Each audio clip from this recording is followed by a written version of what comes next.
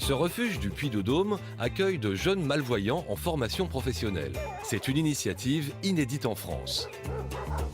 Chaque semaine, 14 d'entre eux sont volontaires pour donner de leur temps et de leur amour aux très nombreux chiens en détresse du refuge. Au programme, balades, éducation canine et découverte du monde animal. Ce sont des jeunes qui sont sortis du circuit normal, donc on a besoin de valoriser leur image pour après qu'ils puissent entreprendre un cursus professionnel dans un secteur quand même protégé pour la plupart.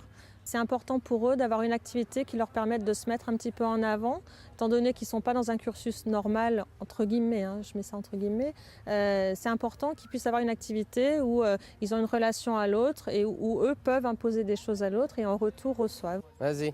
Savoir se vendre, savoir se présenter devant un employeur, ça passe aussi par le regard de l'autre et le regard est renvoyé, là en tout cas, parce que les chiens leur apportent. Vas-y.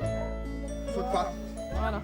Si les adolescents reprennent confiance en eux au contact des animaux, ils redonnent en échange espoir à ces chiens meurtris. Céline a pour l'occasion une solution imparable pour briser la glace, le T-Touch.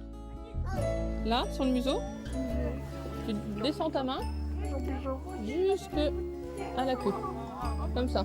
C'est pour apprendre, pour détendre le chien en fait. C'est des manipulations qui permettent de prendre contact déjà physiquement avec le chien et aussi de l'apaiser. C'est-à-dire qu'on va appuyer sur des zones qui permettent de déstresser le chien. Et ça permet d'apaiser avant de commencer la séance parce que souvent les chiens sont excités à sortir du chenil et ça leur permet d'avoir un petit temps de repos avant d'attaquer vraiment l'éducation. Viens Fifi, oui, tu vois, faut que tu fasses des petits. La malvoyance s'accompagne parfois d'autres difficultés, moteurs, scolaires ou de comportement. Voilà, très bien, super. Pour ces jeunes du centre de rééducation de déficients visuels de Clermont-Ferrand, de simples séances d'agility peuvent donc parfois les aider à franchir des montagnes. Alors on va faire la table. Tu te souviens comment on fait pour la table? Chaque jeune a finalement son travail à mener ici. Il y a qui ont des difficultés à utiliser les deux mains. Donc le fait d'accrocher un mousqueton au collier du chien, il faut utiliser les deux mains ou utiliser les deux mains pour retenir la laisse. Voilà, c'est plein de petits travaux qui sont faits ici et qui se retrouvent, alors peut-être qu'on ne s'en rend pas compte tous les jours, mais qui se retrouvent dans la vie courante. On va essayer action. Allez, loup.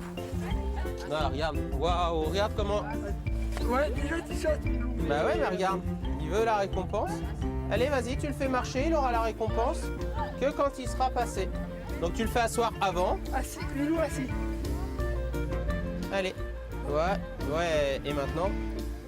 Super, et maintenant, ouais. Julien vit très difficilement son handicap. Alors, chaque journée passée ici est pour lui une véritable bouffée d'oxygène. Une expérience qui rassure aussi beaucoup sa maman. Moi, ce que j'ai remarqué sur Julien, il a plus confiance en lui, beaucoup plus confiance en lui. Il est plus affirmatif aussi. La semaine dernière, ils ont fait un échange de chiens et je crois qu'il a eu le chien le plus terrible. Mais il était fier parce que justement, il a su le maîtriser. Alors bon, ça lui donne du courage, ça lui donne confiance en lui. Voilà.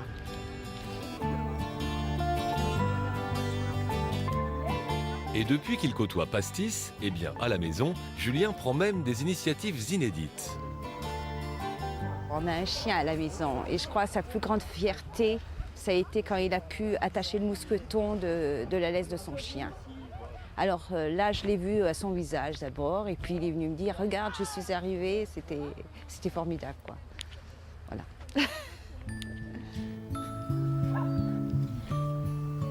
Les chiens du refuge du Broc sont en majorité des chiens de chasse abandonnés parce que trop vieux ou mauvais chasseurs. Ils sont donc très difficiles à replacer. Tu ne laisses pas tirer de trop, t'hésites pas à tirer avec ta main gauche en lui rappelant qu'il doit être à côté de toi. Pour autant, depuis que nos jeunes voyants les aident à se sociabiliser, tous les espoirs sont permis.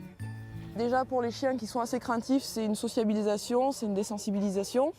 Au niveau de l'animal, nous on le voit, il progresse, il s'habitue plus facilement aux gens depuis qu'il voit tous les jeunes. C'est des chiens qui ne savaient pas s'asseoir, qui ne savaient pas marcher en laisse, qui n'avaient pas de rappel. On voit il y a une grosse amélioration sur certains chiens. On sent que l'approche de l'homme est plus facile. Malheureusement, on n'a pas le temps de faire tout ça. On essaye de le faire un minimum comme un chien qui ne veut pas qu'on touche à sa gamelle. Ça oui, là nous on intervient, mais tout ce qui est marcher au pied, tout ça on peut pas, on n'a pas le temps. On essaye de faire du mieux, mais bon, c'est pas en 5 minutes qu'on règle le souci et une fois par mois, quoi. Coca est resté au refuge plus de 2 ans sans attirer l'attention de personne. Il faut dire que chaque fois qu'un visiteur l'approchait, il s'enfuyait au fond de son box. Heureusement, au contact des adolescents, tout a changé. Il a même trouvé une famille. Nos jeunes non-voyants le retrouvent pour la première fois depuis son adoption. C'est vrai qu'il y a eu une complicité qui s'est créée avec certains jeunes qu'on ne retrouve pas forcément avec les autres chiens. Ça a été vraiment particulier avec Coca. Quand on leur a dit Coca il ne sera pas là mardi prochain, voilà, ça a été un petit blanc pendant quelques secondes parce que il y avait cet attachement particulier à ce chien. Ça valorise ce que les jeunes ont fait. Et même vis-à-vis du refuge, parce que c'est vrai que ça faisait 2 ans et demi que le chien était là et qu'il se demandait quand il pourrait être adopté, parce qu'il ne se mettait pas en avant, il ne se vendait pas du tout. Donc c'est vrai que ce que les jeunes ont fait, ça a permis justement qu'ils puissent trouver une famille, qu'ils puissent être placés dans de très bonnes conditions et puis qu'ils puissent continuer à progresser tous les jours, au quotidien. Coca a pleinement tiré profit de ces séances de sociabilisation. Il continue même à faire des progrès quotidiens pour vaincre ses peurs. C'est le constat réjouissant de Valérie, sa nouvelle maîtresse. Tout ce qui se passe au refuge, ça m'a influencée, oui. Parce que toute la démarche est plaisante sur le plan humain, et puis sur le plan animal, Il y a vraiment une recherche qui est importante pour moi. Cette initiative, à Clermont-Ferrand, est une véritable réussite. Ses amis dans la peine sont enfin considérés avec les yeux de l'amour, malgré le handicap de leur jeune protecteur. Et puis, messieurs les chasseurs, n'abandonnez pas vos chiens lorsque ceux-ci ne vous servent plus.